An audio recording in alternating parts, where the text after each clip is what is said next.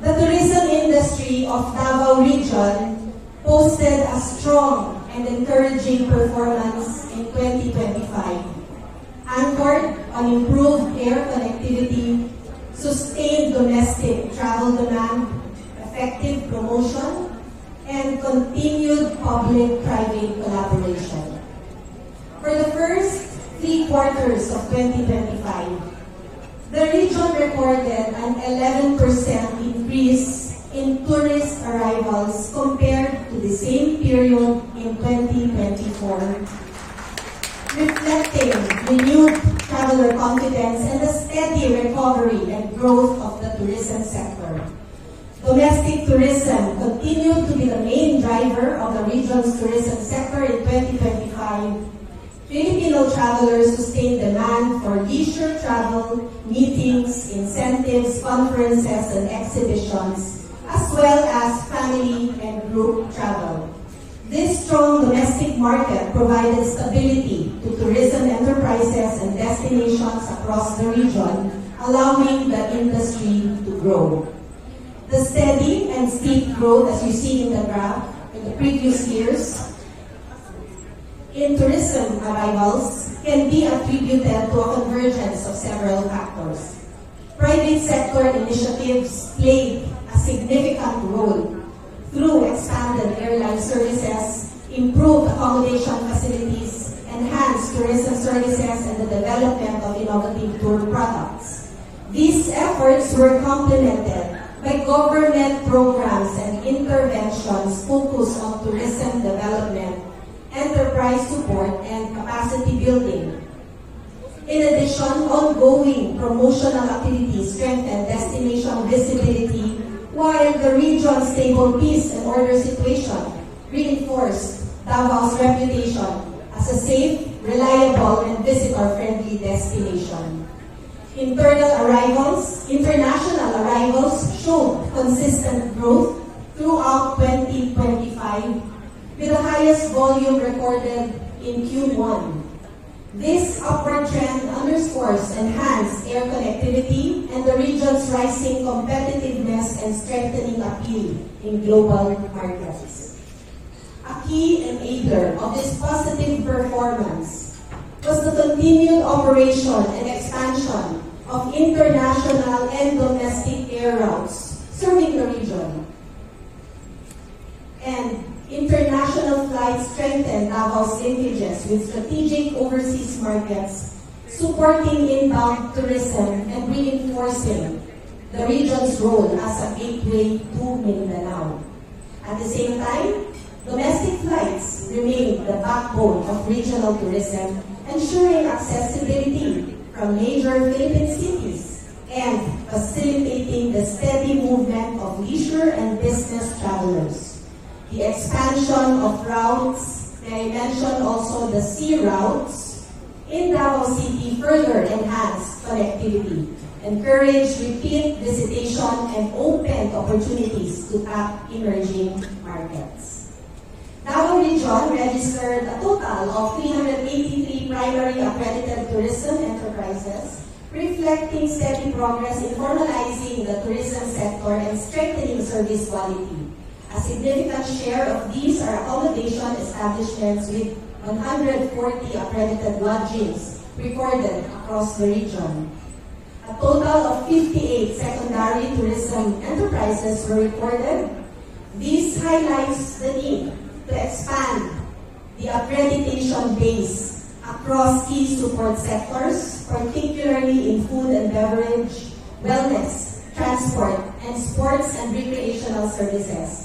As the tourism industry continues to grow and diversify, the presence of reliable, quality-assured, and standards-compliant establishments throughout the tourism value chain will be crucial in ensuring a consistent, safe, and satisfying visitor experience, while also strengthening destination competitiveness and industry credibility. Throughout 2025, the Department of Tourism continued to actively promote the Davao region's diverse tourism portfolio through its market and product development programs. The region region participated in international and domestic travel expos, conducted roadshows targeting priority source markets, and engaged travel trade partners to promote tour packages and destination offerings. These initiatives highlighted the region's natural attractions, cultural heritage, urban lifestyle, and adventure experiences, strengthening its position in competitive tourism markets. The DOT also supported the hosting of MICE events, festivals, and tourism-related activities across the region. Cultural and lifestyle festivals showcased the richness and diversity of local communities, while business and special interest events contributed to increased visitor spending and longer stays. These activities not only enhanced visitor experience but also stimulated local economies and reinforced the Davao region's tourism brand.